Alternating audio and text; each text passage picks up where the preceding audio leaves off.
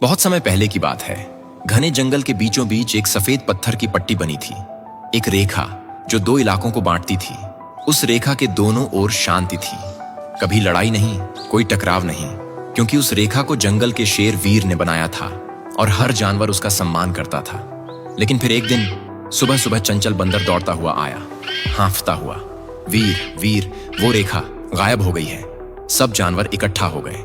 जहां सफेद रेखा थी अब वहां कुछ नहीं था, सिर्फ मिट्टी और बहुत सारे पांवों के निशान। वीर गंभीर हो गया। उसने सबको बुलाया और कहा, इस जंगल की शांति को कोई भंग करना चाहता है, लेकिन हमें समझदारी से काम लेना होगा।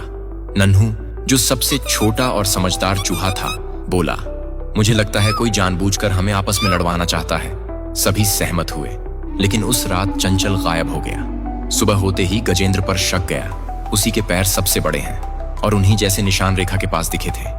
वीर को भी शक हुआ, पर नन्हू ने कहा, हम बिना सबूत किसी को दोषी कैसे मान लें? नन्हू ने पूरी रात सोचकर एक चाल चली। उसने मिट्टी पर एक नकली रेखा बना दी और झाड़ियों में छिप गया। रात को एक परछाई आई और झुककर रेखा मिटाने लगी। नन्हू चिल्लाया, पकड़ो! वीर और बाकी जानवर दौड़ते आए और जब उस परछाई को रोशनी में देखा गया, सभी चौंक गए। वो कोई और नहीं था, बल्कि शेर खान था। शेर खान बोला, मैं इस जंगल का शेर बनना चाहता था। रेखा हटती, इलाका बंटता, झगड़े होते और मैं सबको बांटकर राज करता। वीर की आंखों में आंसू थे, नफरत के नहीं, दुख और समझदारी के। शेर खान, तू मेरा दोस्त था, पर अगर कोई दोस्त ही जहर घोल दे तो उससे बड़ा दुश्मन कोई नहीं होता। लेकिन वीर ने उसे सजा नहीं दी, बल्कि कहा, तू जिसे तोड़ना चाहता था वही रिश्ता आज तुझे माफ करता है। जा, पर लौट कर मत आना। शेर खान चला गया।